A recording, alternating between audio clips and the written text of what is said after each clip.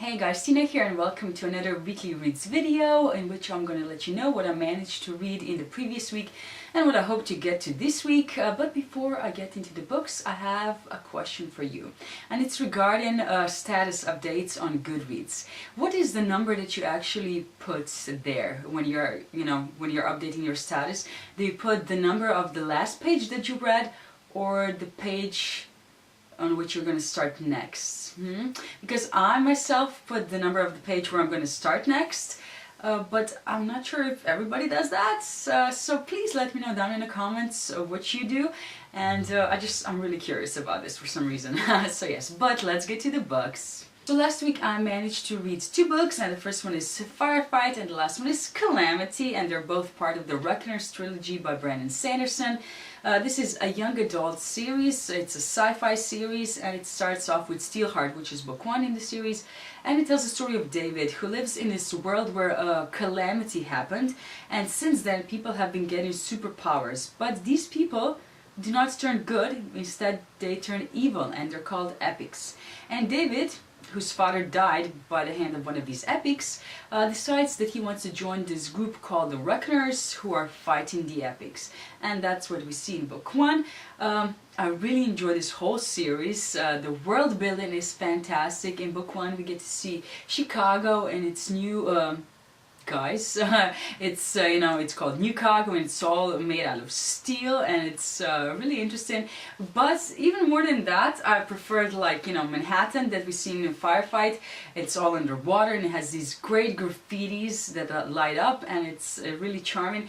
But even more than that, I enjoyed the last city that we visit in Calamity, and that's Atlanta.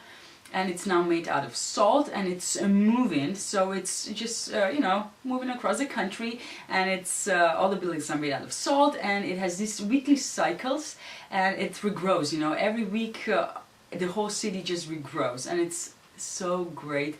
And Brandon Sanderson is great with all the foreshadowing. All these loose ends that you see throughout these books are coming to a close in Calamity, and it was great. I love David as a character. He was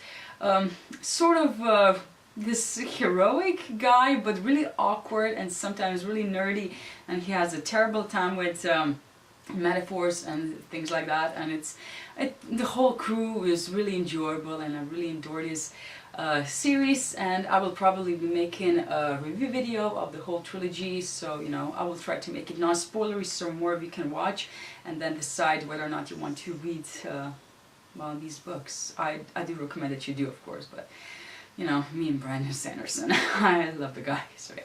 The only other book that I was reading last week was still The Eye of the World by Robert Jordan.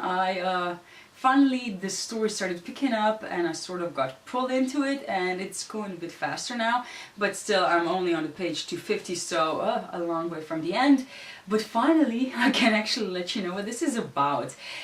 In this story we get to meet Rand and his father Tim, who are traveling to this village. They live in a small farm outside of this village, but there's going to be this holiday that the whole village is going to celebrate, and they have to bring something there, so they're on this road, and Rand sees this mysterious black horseman, but his father doesn't. So that's the first mystery that we get to see, and once we get to this village you see all these people gathering there for the festivities, and there's a lot of villagers, but also some strangers, and the first one is the Gleeman, which is sort of a traveling entertainer that comes there to entertain the people during the festivities.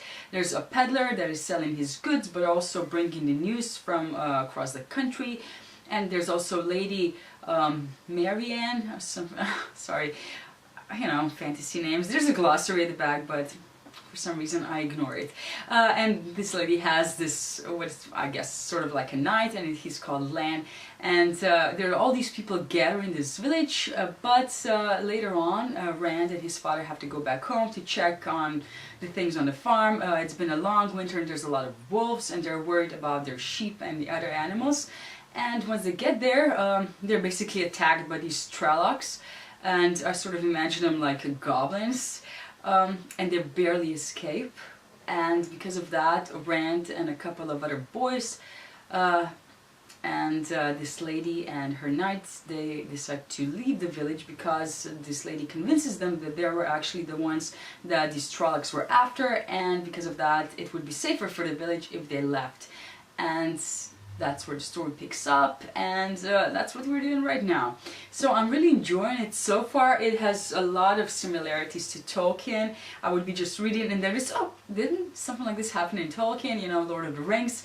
But I'm really liking it. As I said, it is slow, despite the fact that I'm enjoying it. It is slow, and I definitely do not read it as fast as I would read some other books.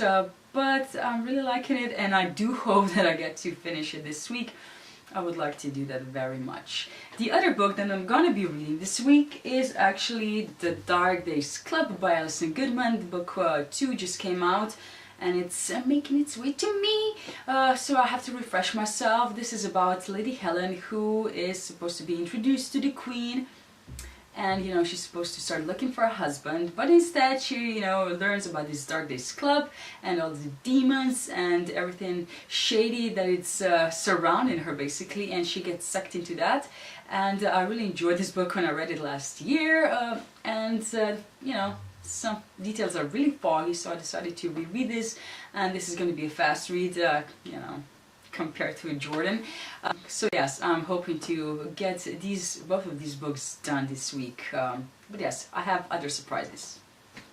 I actually went to my local library because I'm trying to, you know, not buy as many books, and they actually had a few books that I'm really interested in momentarily, so I decided to go and get them. And the first are actually 4 books in the series of The Unfortunate Events by Lemony Snicket. As you know, there's a TV series now on Netflix, and I would like to watch it.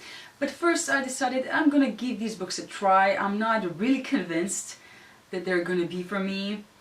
I've never read them. You know, they're not a popular series here at all, so I'm not really familiar with them, aside from the movie that I watched with Jim Carrey. So what I'm thinking this is about is a bunch of kids that come to live with this Count Olaf who is horrible. And that's all I remember from the movie.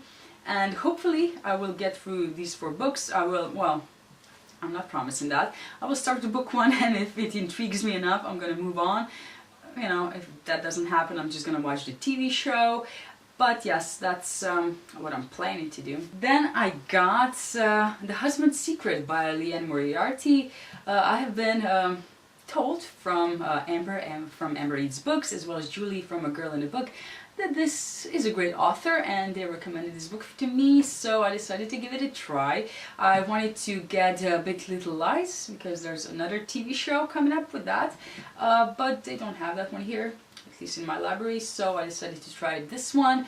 And from what I gather, it's about a wife who finds a letter that her husband wants her to read after he dies, but she doesn't do that, and I guess problems, you know, stem from that, and I don't know, I'm intrigued enough to try it, and I hopefully will enjoy it. And the last thing that I got from the library is actually what you call Blankets by Craig Thompson, sorry. This is a Slovene translation. I have heard a lot of good stuff on BookTube about this graphic novel. It's a huge graphic novel, really. And when I saw it, I just decided to borrow it because it's a fast read and I want to see what the fuss is all about.